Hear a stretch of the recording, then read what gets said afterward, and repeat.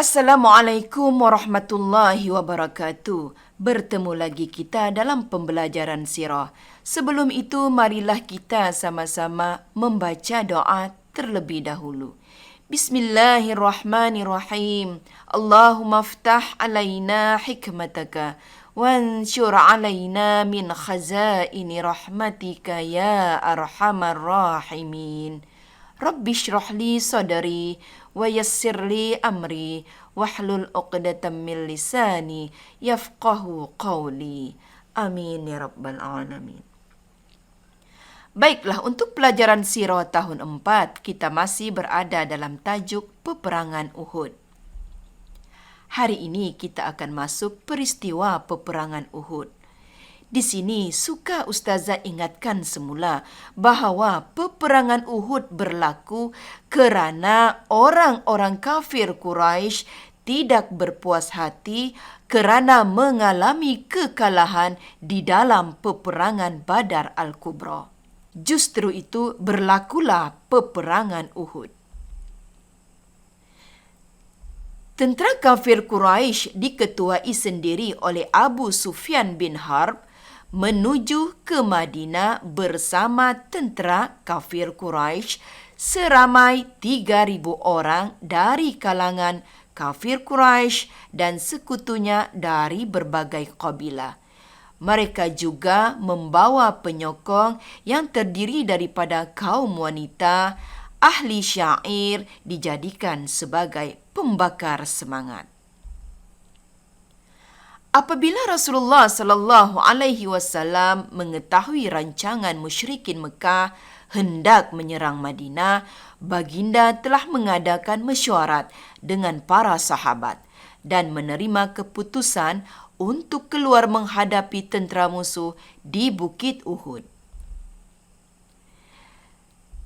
Tentera Islam diketuai sendiri oleh Rasulullah sallallahu alaihi wasallam keluar menuju ke Bukit Uhud seramai 1,000 orang tentera Islam menyertai peperangan tersebut.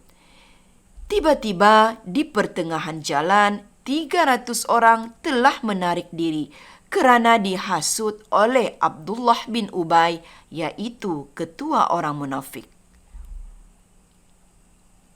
Dengan ini Rasulullah sallallahu alaihi wasallam mengatur strategi peperangan. Dalam jumlah 700 yang berjuang, Rasulullah sallallahu alaihi wasallam telah membahagikan kepada 3 bahagian. 50 orang berada di atas Bukit Uhud sebagai pemanah. Sayap kanan bertempur secara berhadapan. Sayap kiri juga bertempur secara berhadapan. Baginda mengarahkan tentera pemanah supaya tidak meninggalkan Bukit Uhud sama ada kalah atau menang sehingga mendapat arahan seterusnya. Pertempuran bermula dengan dimenangi oleh pihak Islam. Melihat tindakan tentera kafir Quraisy berundur dari Bukit Uhud dan meninggalkan harta dan peralatan perang, maka tentera pemanah yang dipimpin oleh Abdullah bin Jabir segera turun untuk mendapatkan harta tersebut. Di sini jelas menunjukkan mereka ingkar arahan Rasulullah sallallahu alaihi wasallam. Apabila Khalid bin Al-Walid menyaksikan tentera pemanah mulai turun daripada Bukit Uhud, Khalid bin Al-Walid menyusun semula pasukan berkuda tentera kafir dan menyerang dari arah belakang hingga menyebabkan tentera Islam kucar kacir. Dalam kepungan hebat itu, Rasulullah sallallahu alaihi wasallam telah terjatuh ke dalam lubang yang digali oleh Abu Amr Ar-Rahib, menyebabkan baginda mengalami kecederaan di kedua-dua belah lutut, pipi dan patah gigi. Dalam pertempuran hebat itu juga, Sayyidina Hamzah telah terkena lontaran lembing yang tepat mengenai rusuknya melalui lontaran Wahsy, iaitu seorang hamba yang diupah oleh Hindun binti Utbah, isteri Abu Sufyan bin Harb, untuk membunuh Sayyidina Hamzah bin Abdul Muttalib. Hindun binti Utbah dengan perasaan geram dan dendam, Hindun telah membelah dada Sayyidina Hamzah, kemudian mengeluarkan hatinya, lalu dikunyah dan diludahkan semula. Sayyidina Hamzah merupakan seorang panglima perang Islam yang sangat digeruni musuh. Mati syahid adalah cita-cita beliau. Semasa hayatnya, beliau digelar Asadullah, iaitu singa Allah, kerana keberaniannya menentang musuh dan menegakkan dakwah Islam serta melindungi Rasulullah sallallahu alaihi wasallam dari ancaman kafir Quraisy. Rasulullah sallallahu alaihi wasallam membangkitkan kembali semangat juang tentera Islam dan mengatur strategi baru mempertahankan kedudukan mereka. Dengan ini, Ubay bin Khalaf telah dibunuh oleh Rasulullah sallallahu alaihi wasallam. Sepanjang hayat baginda, Ubay bin Khalaf merupakan orang yang pertama dibunuh oleh Rasulullah sallallahu alaihi wasallam.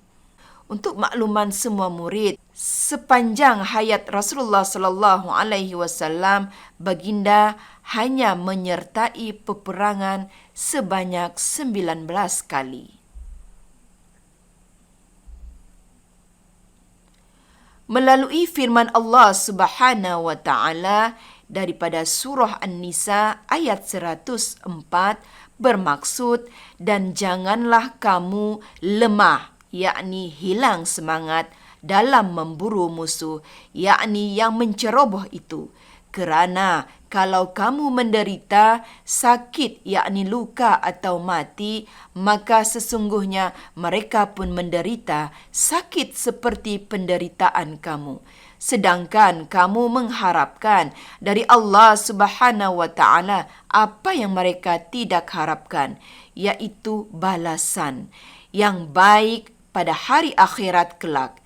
Ingatlah, Allah Subhanahu wa taala Maha mengetahui lagi Maha bijaksana. Sadaqallahul azim. Kekuatan dan semangat tentera musuh mulai lemah dan berpecah setelah melihat keberanian dan kehebatan tentera Islam meneruskan pertempuran, sehingga menimbulkan perasaan takut dan gerun di hati tentera kafir. Akhirnya, tentera musuh telah berundur dan lari menyelamatkan diri.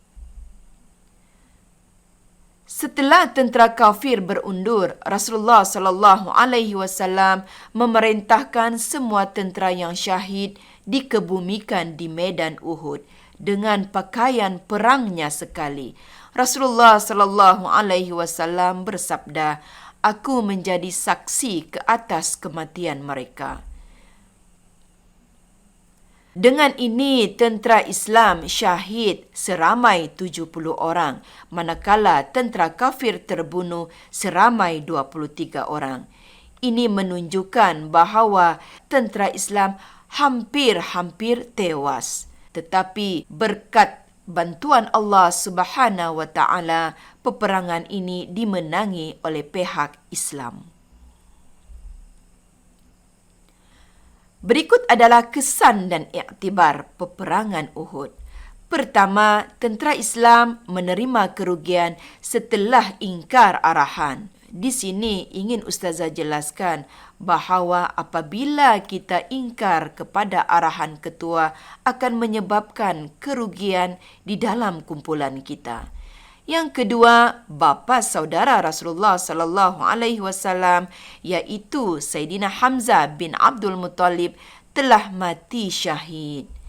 Yang ketiga, Rasulullah sallallahu alaihi wasallam mengalami kecederaan di beberapa bahagian anggota badan.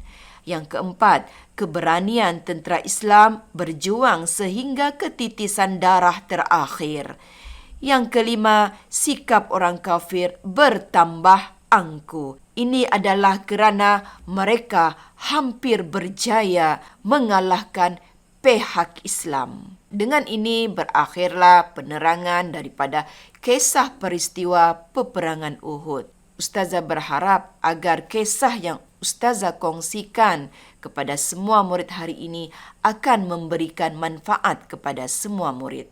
Ustazah akhiri pertemuan kita dengan kalimah wabillahi taufiq wal hidayah. Assalamualaikum warahmatullahi wabarakatuh.